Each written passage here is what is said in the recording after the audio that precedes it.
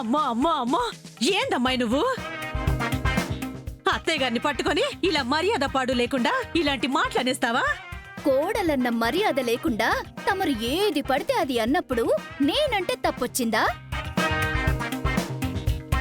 ఇదిగో అమ్మాయి, కోడలివి, మర్యాద నేర్చుకో.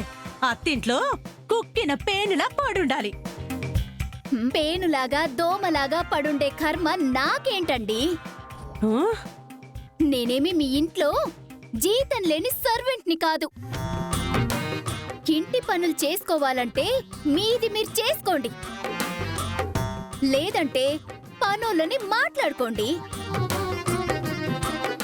అది కాదు అంటే ఒక మంచి పని మనిషిని చూసి మీ అబ్బాయికి రెండో పెళ్లి చేసుకోండి. అయ్యో, నేను పెళ్లి చేసుకుంది జీవితాన్ని మరింత సంతోషంగా ఆనందంగా మలుచుకోవడానికి, మీలాంటి సాడిస్ట్ల చేతుల్లో నన్ను నేను కాల్చుకోవడానికి కాదు. ఎంత మాటన్నావే? నేను సాడిస్టునా? నా ఇంట్లో ఉంటూ నన్నింత మాట అంటావా? అసలు నీకు ఈ ఇంట్లో ఉండే అర్హత లేదు. ఈ తొక్కలో ఇంట్లో ఉండే కర్మ నాకు ఏం పట్టలేదు. ఇంతకు మూడింతలుండే రాజభవనం లాంటి ఇల్లు నాకుంది, అక్కడికే వెళ్తాను.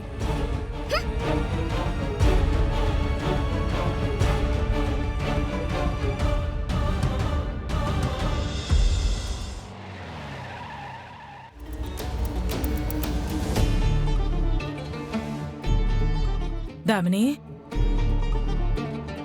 ఏమైందమ్మా?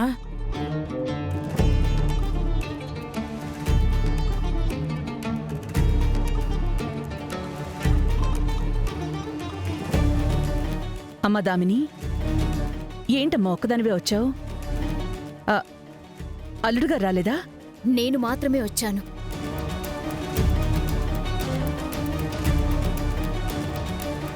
నా అత్త నన్ను ఇంట్లో నుంచి వెళ్ళిపోమ్మని తిట్టింది.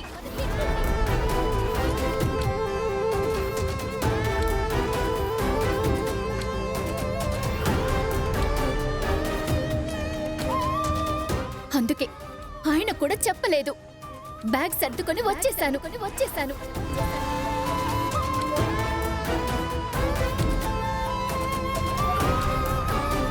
దామిని, అత్తగారేదో అన్నారని ఇంట్లో అలా చెప్పకుండా బ్యాగ్ సర్దుకుని వచ్చేయడం ఏంటి? పిచ్చి పట్టిందా నీకేమైనా? అత్తారింటికి వెళ్ళి కనీసం వారమైనా అవ్వలేదు. ఏంటమ్మా నువ్వు చేసింది?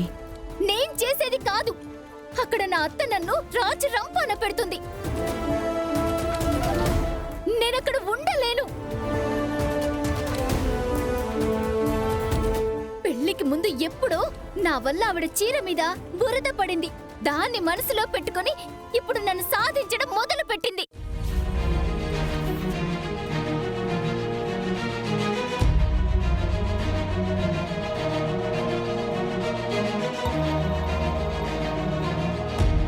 అయినా అమ్మా, కోడలుగా తెచ్చుకున్న అమ్మాయిల్ని మీలా కూతుళ్ళలాగా ఎందుకు చూసుకోరు ఈ సోకాల్డ్ అత్తలు?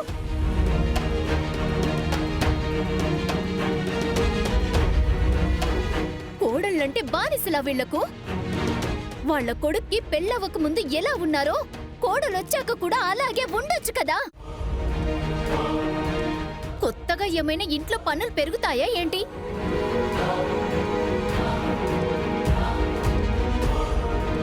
వాళ్ళత్తలెవరో వాళ్ళని టార్చర్ పెట్టారని పనిగట్టుకుని ఇలా వీళ్ళ కోడళ్ల మీద కూడా ప్రతాపం చూపించాలా? వచ్చిన ఆడపిల్ల బాధని అర్థం చేసుకుని అమ్మలా ప్రేమగా ఉండొచ్చు కదా. మీరు వదినలతో అలా ఉండరు కదమ్మా, ఎంత ఫ్రెండ్లీగా ఉంటారు. మీరిలా ఉంటారు కాబట్టే వదినలు కూడా మీరంటే ప్రాణంగా ఉంటారు.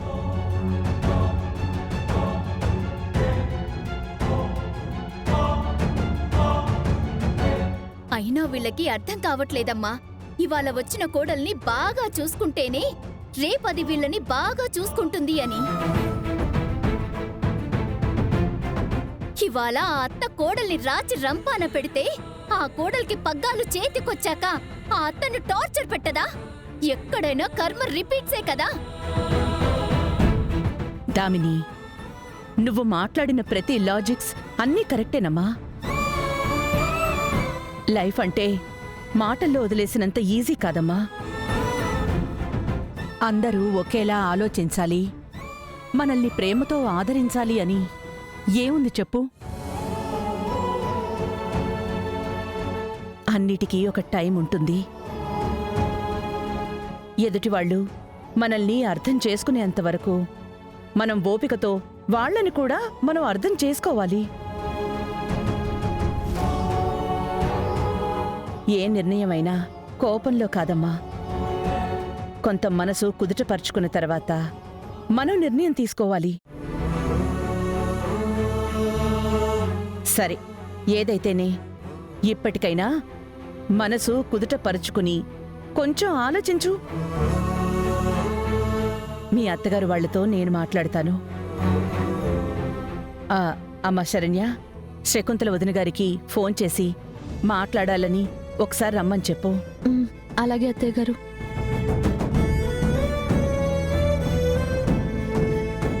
అక్కా, ఏదో అవుతుందని ఎవ్వరూ ఆందోళన పడద్దు. చిన్న విషయమే కదా, అందరిళ్లల్లో జరిగే విషయమే. కూర్చుని మాట్లాడితే సరిపోతుంది.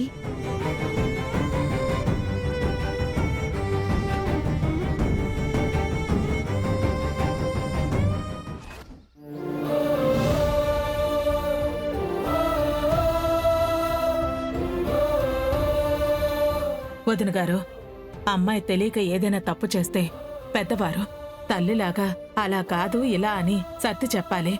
వినకపోతే సున్నితంగా మందలించాలి. అంతేకాని ఇంట్లో నుంచి వెళ్ళిపోమని అనటం మంచిది కాదు కదండి. వదిన గారు, మీ ఇంటికొచ్చిన అమ్మాయి మీతో ఏదో పెద్ద క్రైమ్ స్టోరీనే చెప్పుంటాదని అనుకుంటా ఉండా. కానీ అక్కడ మా ఇంట్లో మీ అమ్మాయి నాకు చూయించిన హారర్ సినిమాని నేనెవరితో చెప్పుకోవాలి చెప్పండి?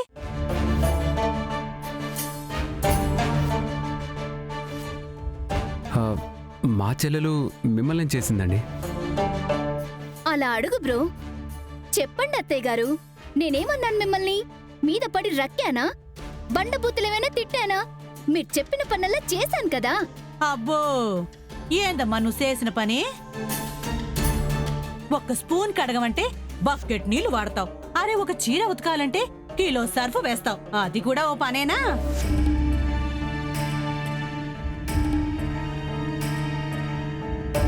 వదిన గారు, చెబితే కంప్లైంట్ అనుకుంటారో మరేమనుకుంటారో నాకు తెలియదు గాని ఆ అమ్మాయికి ఓ చిన్న పని చెబుదామన్నా చింత బెత్తంతో నన్ను నేను కొట్టుకున్నట్టుంటది.